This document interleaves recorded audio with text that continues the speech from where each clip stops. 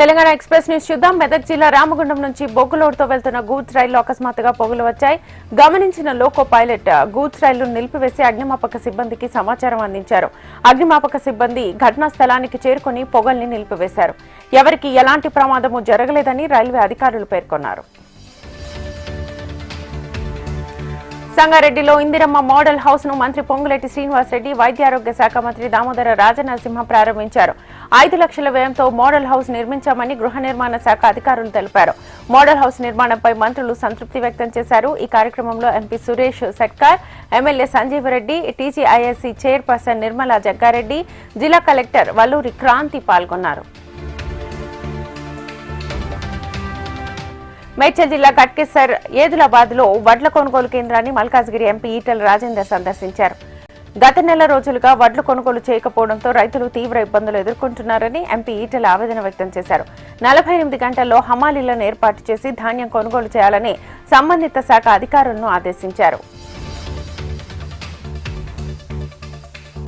Bhadradri Kothagudem MLA Payam Venkateswarlu అధికారులపై ఆగ్రహం వ్యక్తం చేశారు. మనుగూరు మండలం బుగ్గ గ్రామంలో ఎమ్మెల్యే పాయం వెంకటేశ్వర్లు పర్యటించారు. 6 కోట్లతో గ్రామంలో అభివృద్ధి కార్యక్రమాలకు శ్రీకారం చుట్టారు. నూతనంగా నిర్మించిన ఇందిరమ్మ ఇళ్ల ప్రారంభోత్సవ కార్యక్రమంలో పాల్గొన్న ఎమ్మెల్యే అధికారులతో సమీక్షా సమావేశం నిర్వహించారు. ప్రజా సమస్యలు పరిష్కరించడంలో అధికారులు విఫలమయ్యారంటూ అసంతృప్తి వ్యక్తం చేశారు. ప్రజలకు ప్రతి అధికారి అందుబాటులో ఉండాలని సూచించారు.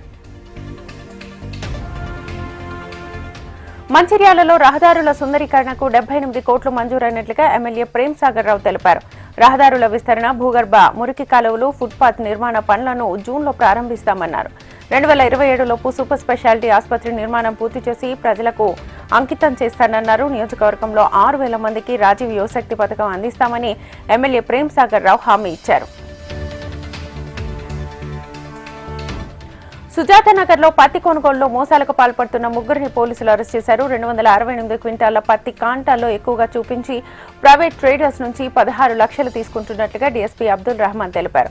26 మందిని పోలీసులు అదుపులోకి తీసుకున్నారు. వీరి నుంచి 13 లక్షల నగదు, 18 ఆటోలను స్వాధీనం చేసుకుని రిమాండ్ కు తరలించారు. మరో 2 పరారీలో ఉన్నారని, త్వరలోనే అదుపులోకి తీసుకుంటామని డీఎస్పీ తెలిపారు. ఇవి ఇప్పటివరకున్న updates. Keep watching HM TV. వార్త ఆగదు, నిజం దాగదు.